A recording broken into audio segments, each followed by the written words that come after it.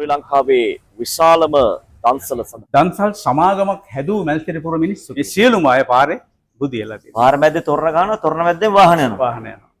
දවස් 3ක් එක දිගට පැය 24ම මේ දන්සල ලබා දෙන්නට ඔවුන් කටයුතු කරනවා. අතරම සුවිශේෂී කටයුත්තක් වසර අවුරුදු 79ක් පුරාවට මේ දන්සල නිර්මාණය වෙන්නේ 1947 මැයි 10.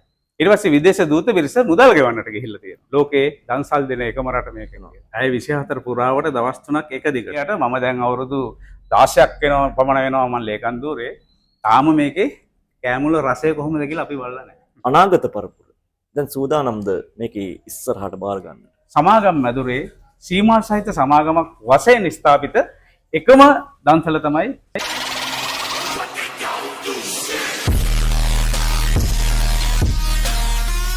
ආයිබෝවන් අපි අද ඇවිල්ලා ඉන්නේ මේ ලක ලැහැත්වීමෙන් තිබෙන්නේ ශ්‍රී ලංකාවේ විශාලම දන්සල සඳහා. වසර අවුරුදු 79ක් පැරණි අපේ රටේ අපේ පන්තිය නියෝජනය කරන අපේම ආදරණීය මිනිසුන් සංවිධානය කරන සුවිසිසු දන්සල වෙනුවෙන් තමයි අපි මේ මොහොත වලට සම්බන්ධ වෙලා ඉන්නේ. විශේෂයෙන්ම මේ දන්සල පිළිබඳව කතා කරනකොට වසර 79ක් ඉපැරණි වූ මේ දන්සල තුල දවස් 3ක් එක දිගට පැය 24ම මේ දන්සල ලබා දෙන්නට ඔවුන් කටයුතු කරනවා. ඉතින් අපේ පන්තිය නියෝජනය කරන මිනිසුන් විදිහට සුවිශේෂී වූ කාරණාවක් මේ කටයුත්තේදී සිදු කරන්නට මේ ගම්වාසීන් කටයුතු කරනවා. එවන් වූ වැදගත් වූ කටයුත්තක් එක්ක මේ දන්සල පිළිබඳව කතා කරද්දී මේ දන්සල සුවිශේෂී වූ පරිච්ඡේදයක් නියෝජනය කරන දන්සලක් විදිහට අපිට සඳහන් කරන්නට පුළුවන්. ඉතින් වැසිකිලි පද්ධතියක් විනාඩි 10න් 10ට පිරිසිදු කරන්නා වූ වැසිකිලි පද්ධතියක් සහිත වූ දන්සලක් විදිහටත් ලංකාවේ විධිමත් වූ දන්සලක් විදිහටත් දන්සල පිළිබඳව අපිට සඳහන් කරන්නට පුළුවන්. ඉතින් මේ පිළිබඳව විස්තර අපි ගිහිල්ලා කතා කරමු. ඒ සංවිධානය කරන්නා වූ පිරිසත් එක්ක. අපිත් එක්ක මේ මොහොතේ ඉන්නවා සීමා සහිත සිරි සංගබෝ ඔසොන් මහා බත් දන්සල සංවිධානය කරන ඒ සංවිධාන කමිටුවේ ලේකම්තුමා. ආයිබෝන් ලේකම්තුමනි. ආයිබෝන්. සුවිශේෂී කටයුත්තක් වසර අවුරුදු 79ක් පැරණි වූ ඉතිහාසයකට අපේ රටේ ඉතිහාසය දිව යන සුවිශේෂී කටයුත්තක් ඔබතුමන්ලා මේ සිද්ධ කරන්නේ. මම හිතන්නේ ඔබතුමන්ලාගේ ඊවරුන්ගේ පරපුර නියෝජනය කරන තැනක් වෙන්නට ඇති. ඇත්ත වශයෙන්ම මොකද අපේ පැරණි පරම්පරාවේ දැන් කිසිම කෙනෙක් මේ වන විට නැහැ. ඒ කට්ටිය ආරම්භ කරලා ඒ කට්ටිය නිර්මාණය කරපු දේ ඒගොල්ලන්ගේ දුවලා පුතාලා පරම්පරාව මේක ඉදිරියට අරගෙන යනවා. අතරම සුවිශේෂී කටයුත්තක් වසර අවුරුදු 79ක් පුරාවට එක දිගට මෙහෙම දන්සලක් අරන් එන්නට කටයුතු කිරීමත් ඒ වගේම මේක ශ්‍රී ලංකාවේ සුවිශේෂී වූ දන්සලක්. සුවිශේෂී වූ සම්දිස්ථාන රසක් පසු කරලා ඒ වගේම එහි තියෙනවා විවිධ වූ ඉතිහාස කතා. මොකද ලොකු ඉතිහාසයක් තිබෙනවනේ. ඒ ඉතිහාස කතාත් එක්ක ලේකම්තුමා කියයි ඒ ඉතිහාස කතාත් එක්ක ලස්සනට ගලපලා මේකේ විස්තරي. අපි අහමු ලේකම්තුමාගෙන් ඒ කතාව මේක ආරම්භයත් ඒ වගේම ඒ අතරමැද සිදු සුවිශේෂී වූ කතාවක් තිබෙනවා. ඒ කතාවත් එක්ක ලේකම්තුමා අපිට සඳහන් කරයි. ඔව් ඇත්තටම 1947 කියන්නේ ලංකාවට නිදහස ලබා ගැනීමටත් පෙර අවුරුද්දක් තමයි. ඉතින් ඒ අවුරුද්දේ මේක ආරම්භ වෙන්න ප්‍රධාන හේතුව තමයි ඉතින් අපේ පැරණි තරුණයෝ ඒ කාලේ තරුණ පරම්පරාව මේ මැදමුල්ල මහාවිද්‍යාල ක්‍රීඩාංගණයේදී ඒ කට්ටිය හවසට වොලිබෝල් ගහනවා. එතකොට මේ කට්ටිය දැකලා තියෙනවා මේ පාරේ යන්නේ වන්දනාකාර බවතුන් පොළොන්නරුව සීගිරිය දඹුල්ල මිහින්තලයට යන්නේ ළමා ලබටුන් එක්ක කරත්තවල තමයි යන්නේ. ගොඩක් කට්ටිය පයින් යනවා උයන පිහන ඒ බඩු බාණ්ඩත් එක්ක යන. ඕක දැකලා මේ කට්ටිය තීරණයක් ගත්තා අපි ඔසොන් එකට දන්සලක් දෙමු කියලා. ඒ අනුව තමයි මේ දන්සල නිර්මාණය වෙන්නේ 1947 මැයි 10.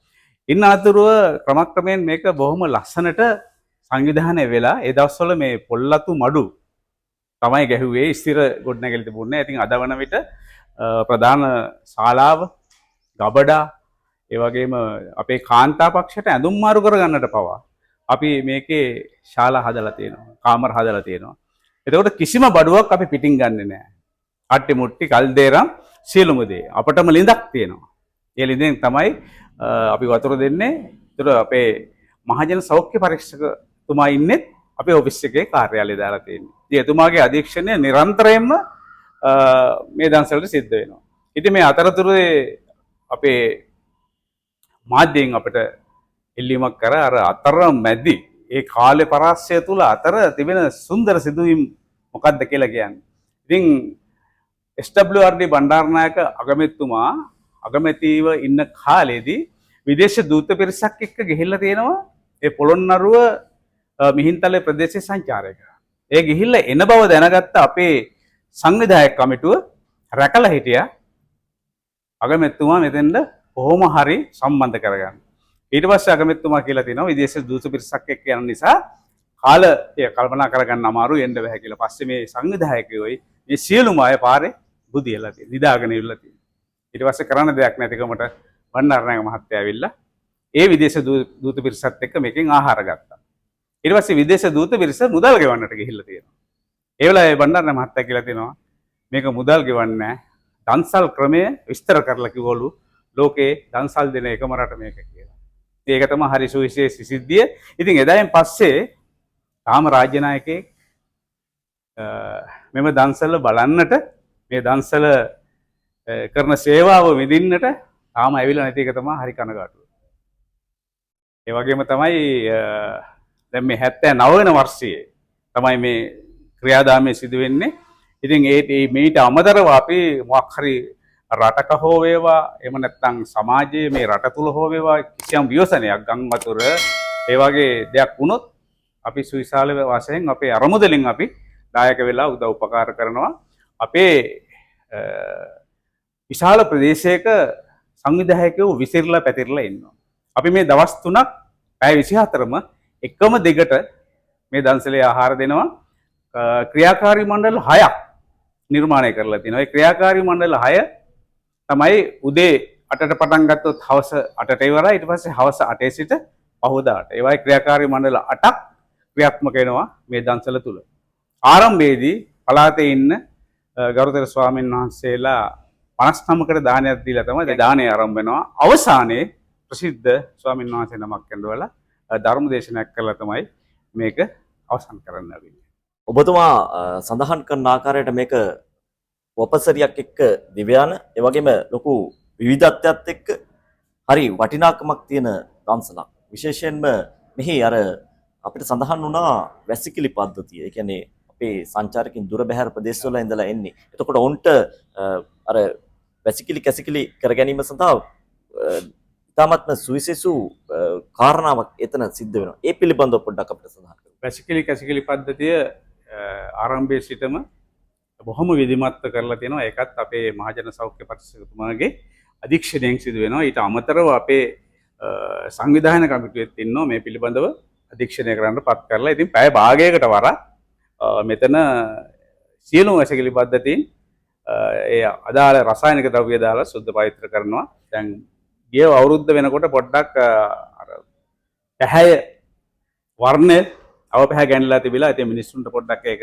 දකින්නකොට පොඩි පිරිසිදුකම දකින්නකොට ගැටලුවක් ඒ කියලා අපි සම්පූර්ණම ටොයිලට් පද්ධතියම අය අලුතෙන්ම උපකරණ දාලා ගිය අවුරුද්දේ සම්පූර්ණයෙන්ම අපි හැදුවා.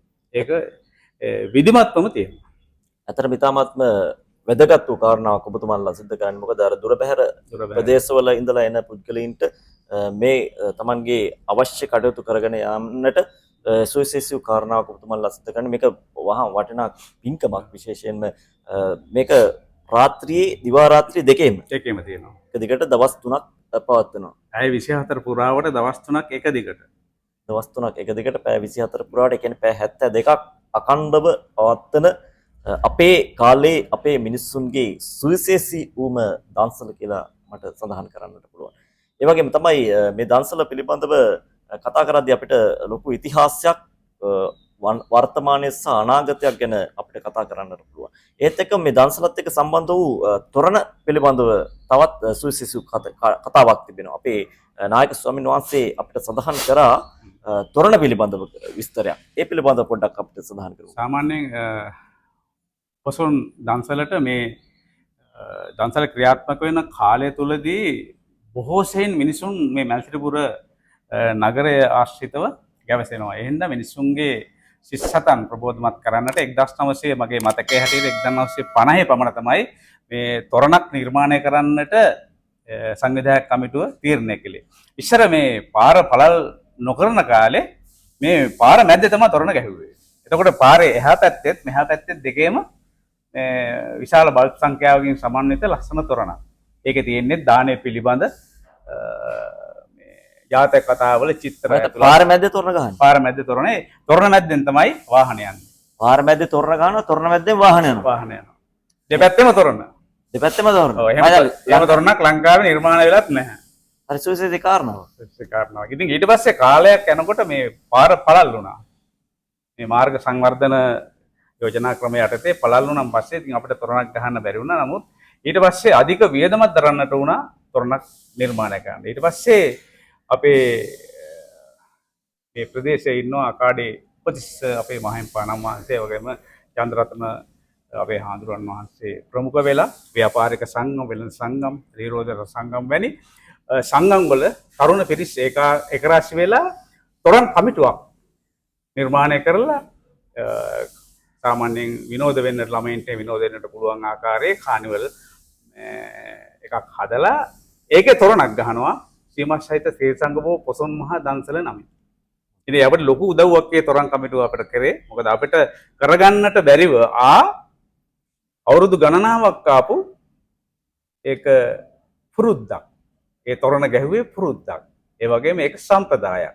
ඒ සම්ප්‍රදාය කැඩෙන්නට නොදී මේ තොරන් කමිටුව විසින් විශාල වියදමක් දරලා එක දිගටම මේ දක්වාම තොරණ ගන්නත් මේ සැරේත් අති විශාල විදුලි බුබුලු දහස් ගණනක අති ලස්සනම තොරණක් මේ වන විටත් නිර්මාණය වෙමින් පවතිනවා මෙම නගරයේ. ඒ වගේම තමයි තව විශේෂ දෙයක් කියන්නට තියෙනවා මේ සමිතියේ කිසිම සමාජිකයෙකුට සංවිධායකයෙකුට මේකෙන් කෑම ගැනීම සපුරාම තහනම්. එන්නේ කෑම ගන්න බෑ. කෑම ගන්න බෑ. වැඩ කරන වෙලාවට වැඩ කරන අයටවත් වතුර එක පවත් සමහර අය ගෙදරින් ගේන්නේ. එතකොට තේ පානය ව්‍යාපාරික මොකක්ද අරමුණ මොකක්ද? ඒ කියන්නේ අපි එකතු කරලා දානයක් දෙන්නට සූදානම් වෙලා එකතු කරන මුදලින් අපි ඒව භුක්ති විඳින්න හොඳ නැහැ කියන පැරණන්ගේ මතය. ඒක අදටත් වළංගුයි. එහෙනම් අපි මේ හිටියට මම දැන් අවුරුදු 16ක් වෙනවා පමණ වෙනවා මම ලේකම් දූරේ. තාම මේකේ කෑමුල රසය කොහොමද කියලා අපි බලලා නැහැ. ඒ කියන්නේ කෑම කාලම නැහැ. කාලම නැහැ. ඒතර මේකේ කෑම දැන් මේ දන්සල අවසන් වුණාට පස්සෙත් හරි මේ සුවිශේෂී කාරණාවක් සිද්ධ වෙනවා. මේක ඉතිරි වෙන බඩු වෙන්දේසි කරනවා. ඒකේ නිලධාරීන්ට ගන්න තහනම්. බාහිර පරිබාහිර ඕනම කෙනෙකුට ඇවිල්ලා වෙන්දේසියෙන් බඩු ගන්න පුළුවන්. ඒ කොහෙද වෙන්දේසි සිද්ධ වෙන්නේ? වෙන්දේසි සිද්ධ වෙන්නේ දන්සල ඉවර වෙලා අවසාන දවසේ අපි සාමාන්‍යයෙන් පෝස්ට් එකකින් දැනුම් දීලා තියෙනවා කලින් ඉතිරි බඩු වෙන්දේසි සිදු වෙන්නේ අවල් දිනේ අවල් වේලාවට කියලා. ඉතින් එතකොට එනවා පොල් කටු. එතකොට ඉතිරි හාල් එළවලු ඒ සියලුම දේ ගන්නට එනවා. ඉතින් වෙන්දේසි ක්‍රමයට විකුණනවා. ඉතින් අපේ සභාපතිතුමා අපේ වර්තමාන සභාපතිතුමා අපේ HPK පෙරේරා මහතා ඒ වගේම භාණ්ඩාගාරික පී අබේරත්න මහතා අපි කට්ටිය එකතු වෙලා ගත්ත තීරණයක් තමයි කිසිම නිලධාරියෙකුට ගන්න බෑ. මොකද එතකොට ඇති වෙනවා පොඩි ගැටලු. නිලධාරි කට්ටිය එකතු වෙලා ගත්තකේ ඉතින් අපි ඒවත් ගන්නෙ නෑ. අර කෑම වැඩ කරන අය කෑම ගන්නයි කියන ක්‍රමයේ තුල දැනට ව්‍යාපාරික සංගමයේ වෙළඳ සංගමයේ සහ අපේ කැන්දවල පන්සලේ අපේ විහාරාධිපති හාමුදුරුවෝ ඒ කට්ටිය දින බෙදාගෙන ඒ කාලපරාසයට අනුව වැඩට එන සියලුම අයට කෑම නොමිලේ දෙනවා. ඒ කට්ටිය වෙනම තැන්වල කෑම ලෑස්ති කරලා කෑම පැකට් හදලා වැඩට එන කට්ටිය සාමාන්‍යයෙන් දවසට කෑම පැකට් 200 300ක් යනවා. ඒ තරම් සංඛ්‍යාවකට ඒ ඔක්කොටම කෑම දෙනවා. ඉස්සර මට මතකයි අපේ අපච්චිලා ඉන්න කාලේ අපේ ගෙදරම කෑම 350කට ලෑස්ති කරනවා. ඒ වැඩ කරන අය. එදා ඉඳලා අද දක්වාම අපි මේකෙන් කෑම ගන්න. ඒක තමයි විශේෂ. ඒ සම්ප්‍රදාය. අතරම සුවිශේෂී වූ දන්සලක්. ඒ කියන්නේ දන්සල් කියන අර සම්ප්‍රදාය ඈත අතීතයේ ඉඳලා ඇති වෙන්නේ අපි අර වෙහෙස මහන්සි වෙලා දුර බැහැර ප්‍රදේශවල ඉඳලා වන්දනාමාන කරන්නට එන බැතිමතුන් වෙනුවෙන් තමයි මේක නිර්මාණය වෙන්නේ. එහෙම නිර්මාණය වෙලා ඒ ඈත අතීතයේ ඉඳලම වර්තමානයේ දක්වා මේක නිර්මාණය වෙලා යද්දි අනාගත පරපුර දැන් සූදානම්ද මේකේ ඉස්සරහට බාර ගන්න. අපි හැම වෙලාවෙම කරන දෙයක් තමයි දෙවන පරපුරක් අපි නිර්මාණය කරනවා. එහෙම නැති වුණොත් මේ දන්සල් ක්‍රියාවලිය අතරමඟදී නතර වෙන්න පුළුවන්. ඒක මේක සාමාන්‍ය වශයෙන් හිතනකොට එක සාමාන්‍ය ක්‍රියාවලියක් වගේ පෙවුනට ඒක අති සංකීර්ණ. සංකීර්ණ කියන්නේ මේකේ දැන් අපි වාර්තා පොතක් ගහනවා. ඒ වාර්තා පොතේ සත පහක් හරි ආධාරයක් දුන්න කෙනෙක්ගේ නම තියෙනවා. ආධාර දුන්න අයගේ නම්. ශ්‍රම දාන මට්ටමින් වැඩ කරපු අයගේ නම්. විශේෂ ආධාර, විශේෂ ද්‍රව්‍යමය ආධාර මේ සියලුම සිදුවෙන ක්‍රියාදාමය මේ පොතේ අඩංගුයි. මොකද ඊළඟ අවුරුද්ද වෙනකොට අපිට විනිවිද භාවයක් තියෙනවා. ආධාර දුන්න අය ළඟට ගිහිල්ලා එන්න ඔබ දුන්න ආධාරය කියලා පෙන්නන. එතකොට කිසිම වංචනික කටයුත්තක් සිදු නොවෙන්නේ. ඒ වගේම අර මම මුලින්ම කිව්වා වගේ ක්‍රියාකාරී මණ්ඩල 6ට අයත් ඒ සංවිධාන ප්‍රෝග්‍රෑම් එක අපි සෑම පළාතකටම අපි කලින් යවනවා. එතකොට ඒ කට්ටිය නියම වෙලාවට ඇවිල්ලා තමන්ගේ වැඩ කොටස් බාර ගන්නවා. මේ ආකාරයට තමයි මේ දන්සලේ වැඩ කටයුතු සිද්ධ වෙන්නේ. ඊටාත්ම සුවිශේෂ වූ ලංකාවේ අංක 1 වටිනාම වූ දන්සලත් එක්ක තමයි එහි නිර්මාපකී ඒ සංවිධානය කරන්න වූ ලේකම්වරයාත් එක්ක තමයි අපි මෙහෙම කතා කළේ. අපි එනවා මේ දන්සල පටන් ගත්තාම ඔබතුමන්ලත් එක්ක මේක පැවැත්වෙන දින 3 දින 3ක් 10 11 12. 12. එතකොට මේක අර මහා සංඝරත්නයට දානය දෙන්නේ 9 වෙනිදා. 9 වෙනිදා. ඒ කියන්නේ ඊට පස්සේ 10 11 12 මහ ජනතාවට දානය දෙනවා. 13 වෙනිදා උදේ වරුවේ ඉතිරි බඩු වෙන්දේසිය සිද්ධ කරනවා. අවස්ථාවේ තියෙනවා මේ අපේ ධර්ම දේශනාව. ඉතාමත්ම සුවිශේෂී වූ දන්සලක්, ඉතාමත්ම වටිනා වූ දන්සලක් අපේ රටේ අපේ ප්‍රදේශවල එහෙම නැත්නම් දුර බැහැර ඉන්න ප්‍රදේශවල හැමෝටම ඇවිල්ලා මේ ස්ථානයේ පැය 24ම දන්සල ඕපන්. පැය 12ට ආවත්, 1ට ආවත්, 2ට ආවත් කිසි ගැටලුවක් නැහැ. ඕනේ වෙලාවක ආපම ආහාර ගන්නට පුළුවන් වටිනා දන්සලක් තියෙනවා. මල්සිරිපුර නගරේ තමයි මේ දන්සල තියෙන්නේ. මේ දන්සලටම වෙන්කර වූ වෙනම ඉඩමක් සහිත ගොඩනැගිල්ලක් නිර්මාණය කරලා තියෙනවා. මේක තමත්ම සුවිශේෂී කාරණාවක්. ලංකාවේ එහෙම ස්ථානයක් මම හිතන්නේ නැහැ ලේකම්තුමනි. කොහෙවත් නැහැ. එතකොට ඔබතුමා කිව්වාගේ මේකේ ප්‍රධාන දානශාලාව එතකොට මුළු තැන්ගේ ඒ කියන්නේ ලිප් පද්ධතිය තිබෙනවා. ආහාර ගබඩාව, ආහාර සකස් කරලා බෙදා හරින වෙනම ගබඩාවක්. අතර බෝඩ් එක පේනවා ඇති ස්නානය කරන්න තියෙන ඕන නම් වැඩ කරන අයට. ඒ වගේම ගබඩාව, ප්‍රධාන ගබඩාව සියල්ලක්ම නම් ගහලා වෙන් කරලා තියෙනවා. වෙන් කරලා තියෙන්නේ. කාන්තාවන්ට විවේක ගන්න අවශ්‍ය කරන කාමර පද්ධතිය. ඉතින් ඒ විදිහට තියෙන. ඒ වගේම තව හරි විශේෂ දෙයක් තමයි පසුගිය මම හිතන්නේ ඔබතුමාලා දකින්න ඇති පසුගිය අවුරුදු කීපය තුල පුවත්පතක මම දාලා තිබුණා දැක්කා දන්සල් සමාගමක් හැදූ මල්සිරිපුර මිනිස්සු කියලා. ඒකට හේතුව තමයි S485 කියන ලියාපදිංචි අංකය යටතේ ලංකාවේ මා දන්නා තරමින් සමාගම් මැදුරේ සීමා සහිත සමාගමක් වශයෙන් ස්ථාපිත එකම දන්සල තමයි සීමා සහිත සිරිසමග උපසම් මහා දන්සල. මේකේ විගණන කටයුතු කරන්නේ ලියාපදිංචි විගණන කණ්ඩායමක් අපේ සමාගම් මැදුරට අනුබද්ධයි. අනේ කාරණාත් එක්ක මේක සුවිශේෂී වූ දන්සලක්, වටිනා දන්සලක්. ඉතින් ඔයාලටත් එන්නට පුළුවන් 10 11 12 අපේ වන්දනාමාන කරන්නට යන්න ඉන්න කට්ටිය ඔන්න ඔයාලට හොඳ පණිවිඩයක් අපි ලබා දෙනවා. ඇවිල්ලා මේ දන්සලට සහභාගී වෙන්නට පුළුවන්. රෑ 10ට 11ට 12ට කිසි ප්‍රශ්නයක් නැහැ. උදේ පාන්දරාවත් ඛණ්ඩ දෙනවා කියලා තමයි ලේකම්තුමා අපිට කියන්නේ. හරි එහෙනම් අපි දන්සල් වෙලාවෙත් ලේකම්තුමනි ඔබත් එක්ක අපි සම්බන්ධ වෙනවා. මේ සුවිශේෂී කටයුත්තට එන්න කියලා තමයි අපි හැමෝටම ආරාධනා කරන්නේ. තොරණක් තියෙනවා, විශාල තොරණක්. ඊට අමතරව එතන සැනකෙලියක් තිබෙනවා. ඒ සැනකෙලියයි තොරණයි සියල්ලම බලන්න පුළුවන්. දන්සලෙන් ආහාර ගන්න පුළුවන්. කිසිම ගැටලුවක් නැහැ. සේරම මෙතන තියෙනවා. හැමෝටම මේ ස්ථානයට ඇවිල්ලා මේ කටයුත්ත වෙනුවෙන් සම්බන්ධ වෙන්න කියන අපි ආරාධනා කරනවා. ස්තුතියි. ඒ වගේම බොහොම ස්තුතිවන්ත වෙනවා මේ කාලපරාසය තුල වසර 79ක් තුල විධිමත් විදිහට කිසිම මාධ්‍යයකින් නාලිකාවකින් අපේ මේ ප්‍රසිද්ධ දන්සල පිළිබඳ විස්තර නැත්නම් තොරතුරු ජනතාවට කිව්වේ නැහැ. ඉතින් පළවෙනි වතාවට මේ වගේ විධිමත් විදිහට මේක පිළිබඳ විස්තරාත්මක දෙයක් ජනතාවට ලබා දීම පිළිබඳ ඔබතුමන්ලාට ගෞරවනීය ස්තුතිය දන්සල වෙනින් මම කරනවා. ස්තුතියි ලේකම්තුමනි ඔබතුමන්ටත් අපිත් එක්ක සම්බන්ධ වීම පිළිබඳ මේ කාර්ය බහුල මොහොතක ඉන්න වෙලාවක අපිත් එක්ක සම්බන්ධ වෙලා මේ කටයුතු පිළිබඳව ජනතාවට දැනුවත් කිරීම පිළිබඳව ඔබතුමන් ඇතුළු ඒ වගේම අපි චන්ද්‍රරත්න අපේ ස්වාමීන් වහන්සේ ප්‍රධාන ඒ සියලුම සංවිධායක මණ්ඩලයට අපේ තාමත්ම ගෞරවනීය ප්‍රණාමය සහ ස්තුතිය මේ මොහොතේ පුද කරන්න කැමතියි. එහෙමනම් අපි දන්සල් වේලාවේ නැවත ස්තුතියි හැමෝටම.